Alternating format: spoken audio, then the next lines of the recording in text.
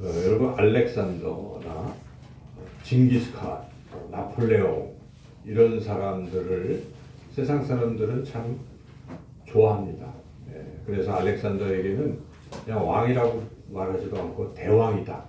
알렉산더 대제 대왕 이런 호칭을 붙이기도 합니다. 그 이유는 사람들이 뭔가 이 강한 것, 힘 이런 것을 추구하고 또 그것을 좋아하기 때문입니다.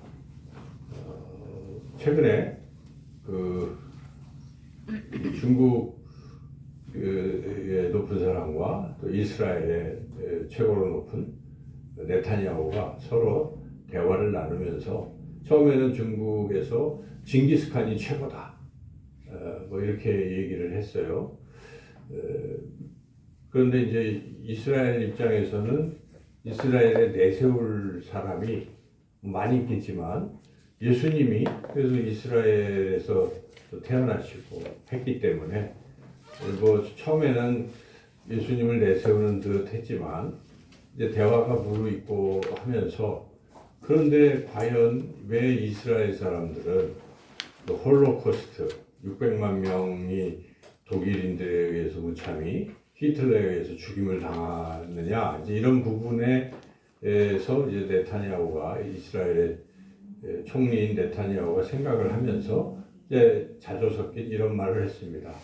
아무리 예수님이 영향력이 있어도 강력한 힘이 없으면 결국 이렇게 무참히 죽는 거 아니냐 하면서 예수님의 그러한 것을 이제 인정을 못했다 하는 것이죠. 이제 결국 네타냐후도 그러면서 힘이 있어야 살 수 있는 것이다. 뭐 이렇게 생각하고 지금도 힘의 논리로 계속 전쟁을 벌이고 있는 것이죠. 일견 이해할 수 있는 부분도 있지만 과연 힘으로 세상을 유지하고 힘으로 세상을 뭐 다스리는 것인가 하는 것에 대해서 우리가 좀 더 심각하게 생각을 해봐야 되겠습니다. 오늘 우리가 읽은 이 말씀 속에는 우리 예수님은 결코 힘으로 세상을 구원하시는 그러한 분이 아니시다는 것을 우리는 깨달을 수가 있습니다. 종려주일, 어찌 보면 종려나무 가지를 흔들고 온갖 사람들의 환호와 이런 것 속에서 이 어떤 그런 것들을 생각할 수도 있지만 그러나 오늘 본문의 이야기를 찬찬히 들여다보면 우리가 또 다른 복음서들을 보면은 예수님이 이렇게 오신 것은 결코 말을 타고 힘을 상징하는 그런 분이 아니시라 어찌 보면 상당히 초라한 연약한 나귀 그것도 어린 나귀 새끼를 타고 오셨다 하는 점입니다. 그래서 예수님은 결코 힘으로 세상을 지배하거나 또 세상을 구원하려고 오신 분이 아니라 다른 것으로 우리를 구원하기 위해서 오셨다는 것을 우리가 깨달을 수가 있습니다. 그래서 오늘 말씀을 통해서 예수님 과연 어떤 왕이신가? 두 가지. 예수님은 겸손의 왕 그리고 평화의 왕으로 이 땅에 오셨다는 것을 우리가 함께 은혜를 나누고자 합니다.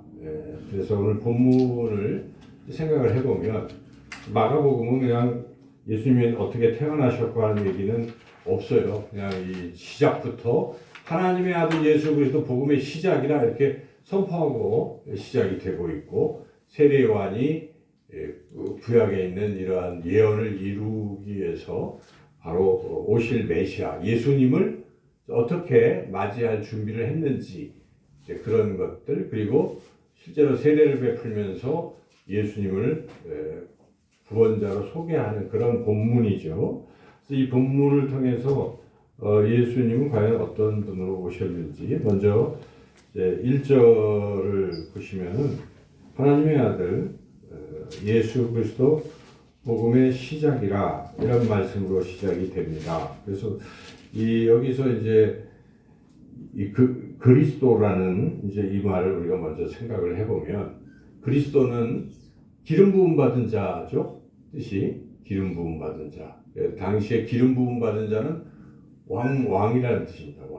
왕이요 또 대제사장이요 선지자 로서 일종의 왕을 가리키는 것입니다. 근데 이 말씀을 이렇게 선언하는 것은 당시 로마의 왕이 아니라 예수님이 왕이다 하는 것을 선포하고 있는 것이고, 또 복음이라는 말, 우리 흔히 가스펠, 유앙겔리오, 이 복음이라는 말도 황제에게 쓰여지는 용어예요. 당시 로마 시대에는 황제가 즉위한다든지 뭐 황제가 전쟁을 이겨 올 때 너무 기쁜 소식이다. 그래서 이 복음이라는 말을 썼던 것입니다. 그래서 이제 이러한 표현들이 그리스도 또 복음이라는 표현이 당시 로마 사회를 향해서 진정한 왕, 예수님이 진정한 왕으로 오셨다는 것을 이제 선포하는 그런 말씀이죠. 여기까지 보면 분명히 예수님이 왕으로 오신 것은 틀림이 없는데, 그런데 그 왕의 모습이 우리가 흔히 생각하는 그런 분말을 탄 당시 로마의 그런 힘이 있는 그런 존재가 아니다 하는 것을 이어지는 말씀들이 우리에게 알려주고 있습니다. 그래서 첫째로 예수님은 겸손의 왕으로 오셨다는 것입니다. 그럼 본문에 쭉 읽어 내려가다가 9절 말씀을 우리가 주목해서 한번 보겠습니다. 9절을 같이 한번 읽어보겠습니다.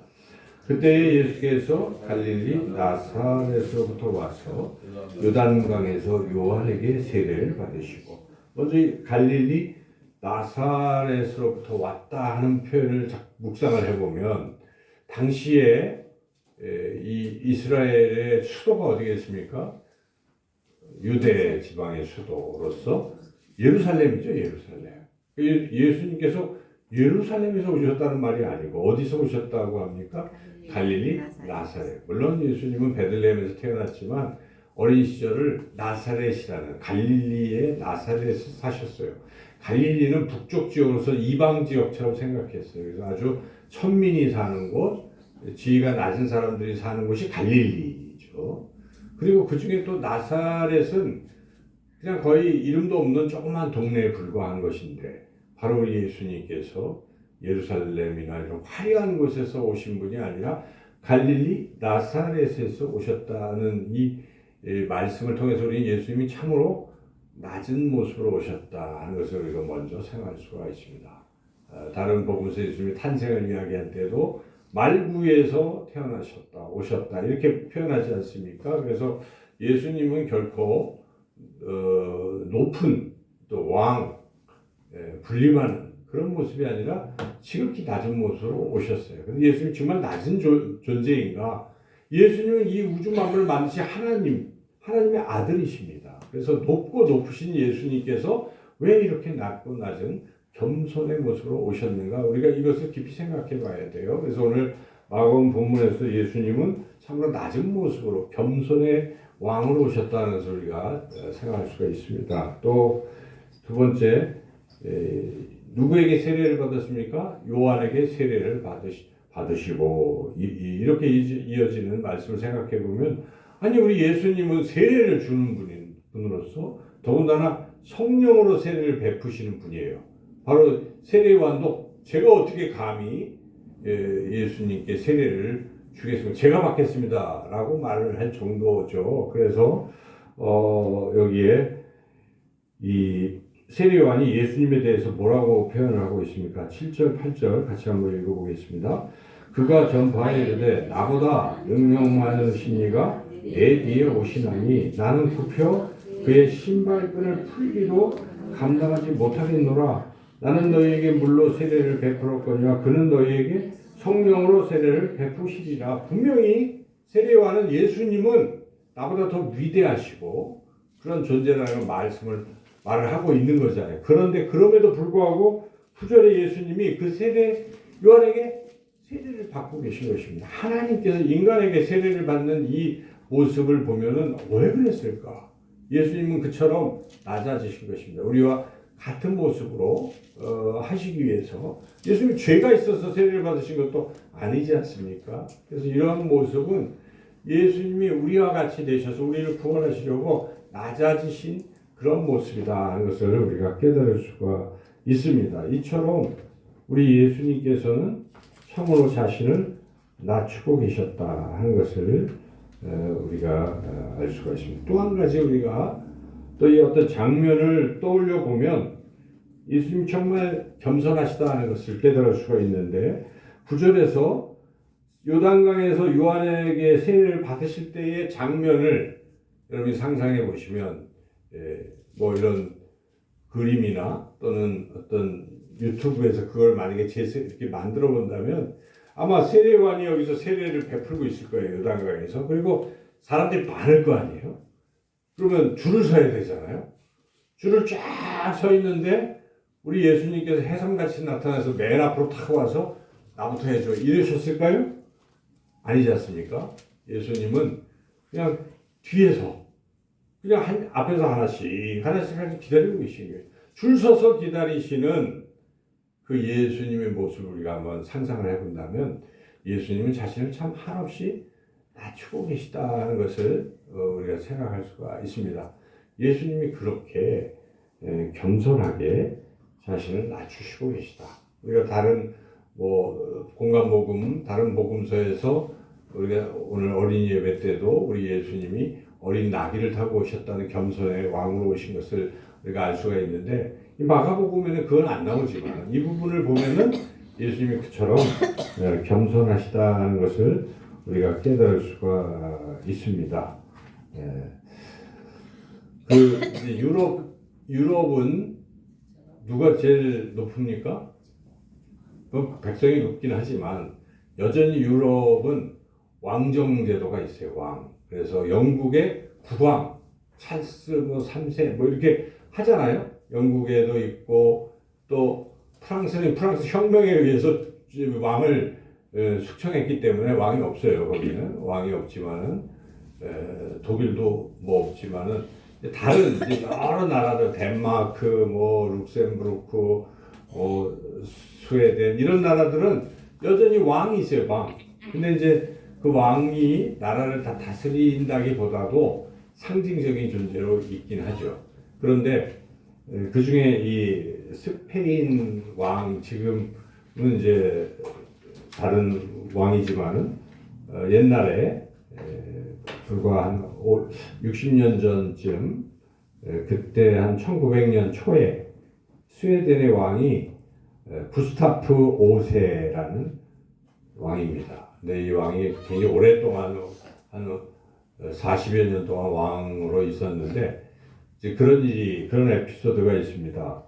이 왕도 그때는 이제 매일 우편을 보내야 되니까 우편을 보내는데 앞에 우체국 앞에 사람들이 줄을 쭉 서 있는데 이 구스타프 5세도 이제 줄을 서고 있는 것이죠. 그때 옆에 있는 비서관이 왕이시여 저 앞에 가서 하셔도 됩니다. 앞으로 가시죠. 시간도 없으신데 그때 구스타프 5세도 줄을 쭉 서 있는 거예요. 그래서 이게 유명한 일화로 기록될 정도로 낮은 모습. 그래서 왕이지만 왕으로서 만약에 행세를 하고 계속 그랬다면 프랑스 혁명에서 죽었던 왕처럼 그럴 수도 있잖아요. 그리고 왕정제도가 없어질 수도 있는데 그런 겸손하기 때문에 백성들도 인정을 하고 그 제도가 유지가 되는 것이죠. 그래서 그러한 낮아지는 그러한 모습이 참 중요하다 하는 것입니다. 우리가 이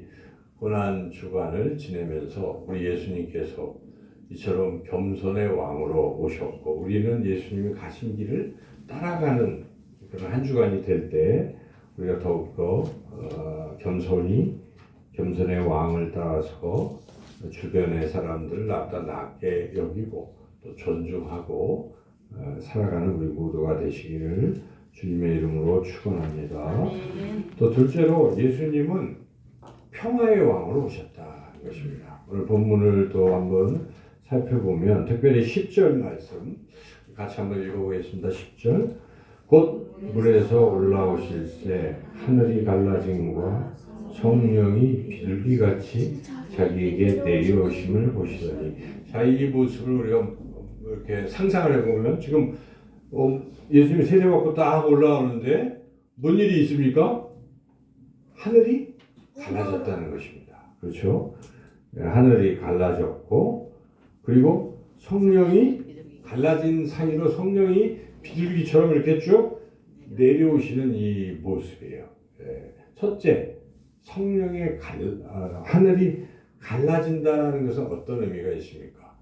예수님이 십자가에서 죽으실 때도 성전의 휘장이 갈라졌어요. 이것은 하나님과 우리 인간 사이에 가로막혔던 휘장, 이 장벽이 제거되는 거예요. 하나님과 우리가 죄 때문에 갈 수가 없어요.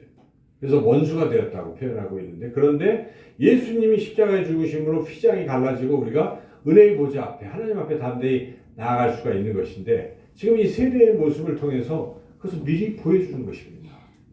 하늘이 갈라지는 모습을 통해서 하나님 앞에 우리 인간이 갈 수가 있는데, 바로 이 예수 그리스도를 통해서 우리가 하나님과 화평할 수 있다는 것입니다. 그러므로 우리 예수님은 이 땅에 오실 때부터 화평의 왕, 평강의 왕이라고 그렇게 불려지는 것이죠. 그래서 이 모습을 통해서 우리 예수님께서 화평의 왕으로 오셨다는 걸 우리가 깨달을 수가 있습니다. 또 두 번째 보면은 우리 예수님은 세례를 받으실 때 성령이 비둘기같이 그렇게 예수님께 내려오시는 이 모습을 우리가 보면은 이 성령이 막 독수리같이 이게 아니잖아요.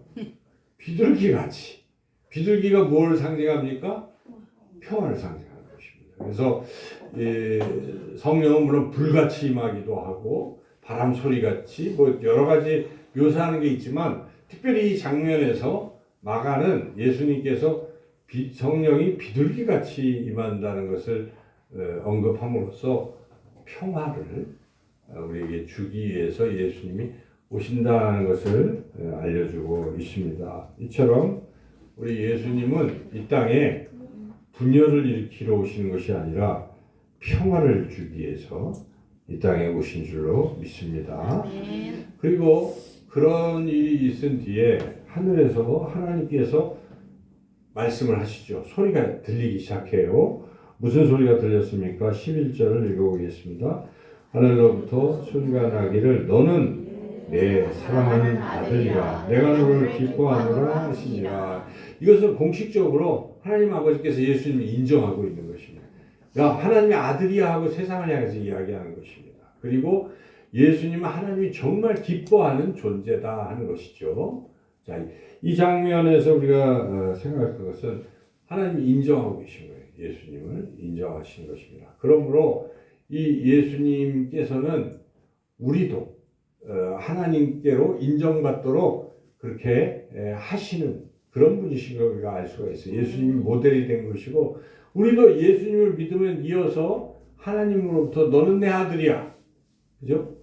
너는 내가 기뻐해 라고 다 이제 그렇게 인정받는 존재가 된다는 것을 보여주고 있는 거예요. 그러므로 우리가 하나님과 원수된 것이 아니라 하나님과 화평을 누리는 것입니다. 로마서 5장에서도 이렇게 예수님이 너를 위해서 죽으셔서 내 죄가 용서를 받았으니 이제는 하나님과 화평을 누리자라고 사도 바울은 선언하고 있습니다. 그래서 우리가 예수님이 이 땅에 오심으로 이제는 하나님과 화평을 누린다 하는 것을 믿으시기 바랍니다. 아멘. 그런 면에서 우리 예수님은 화평의 왕이라 하는 것입니다.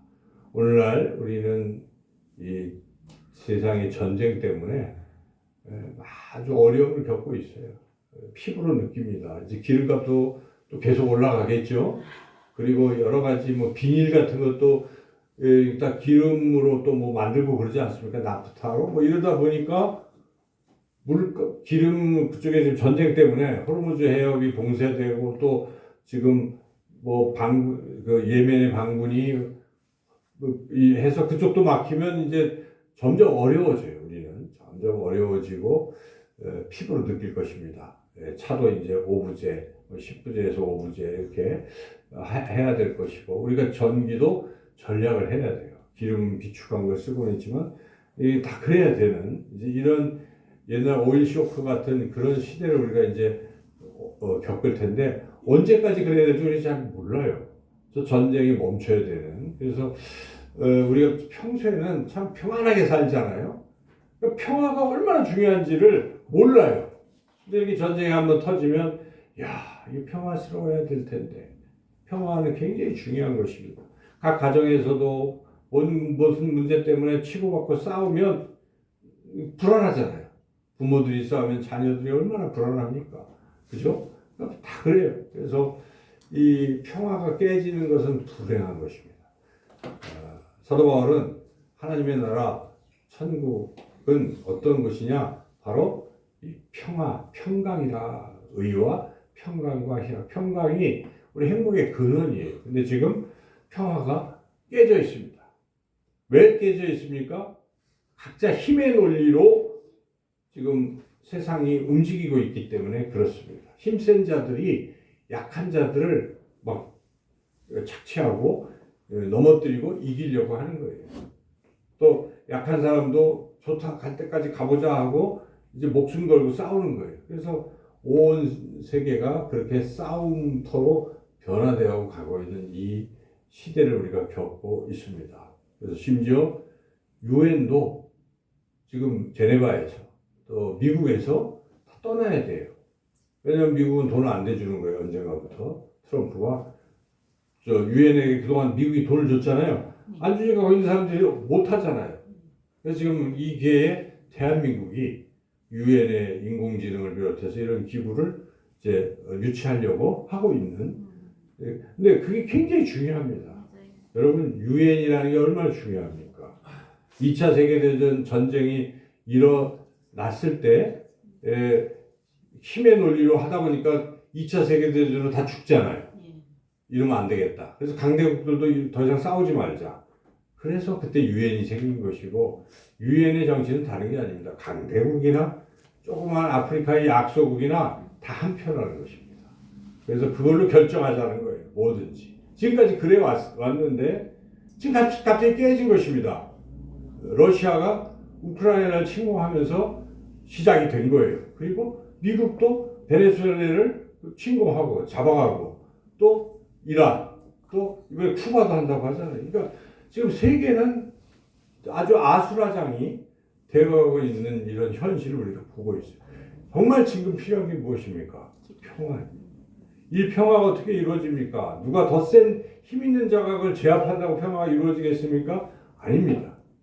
예수님만이 평강의 왕이시기 때문에 오히려 싸울 때 더 낮은 자세로 손해볼 때 평화가 임하는 것입니다. 그렇지 않습니까?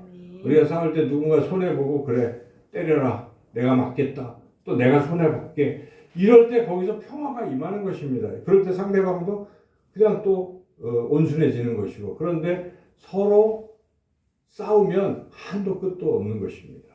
그러면 세상은 멸망입니다. 예수님이 말씀하시는 거예요. 말을 타고 오신 게 아닙니다.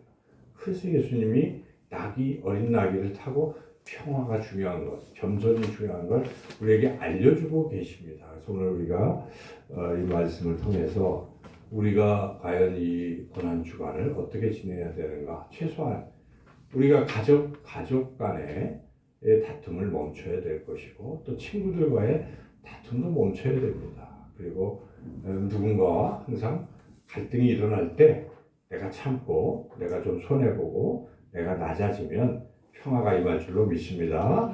평강의 왕으로 오시고 겸손의 왕으로 오신 예수님 깊이 생각하는 고난주간 한 주간이 되시기를 주님의 이름으로 축원합니다. 하나님 감사합니다. 방법이 없고 해결책이 없다고 생각하지만 우리 예수님을 바라보면 우리는 정말 이 세상에 평화를 얻는 방법을 깨닫습니다. 하나님 우리가 먼저 간절히 기도하게 하시고 온 세계의 분쟁과 전쟁 속에 평강의 왕이신 예수님이 다스려 주시기를 간절히 기도하게 하여 주옵소서. 먼저 우리 가정이 또 우리 직장이 또 교회가 평강하는 곳이 되도록 성령님 우리를 사용하여 주시옵소서. 예수님의 이름으로 기도드리옵나이다. 아멘.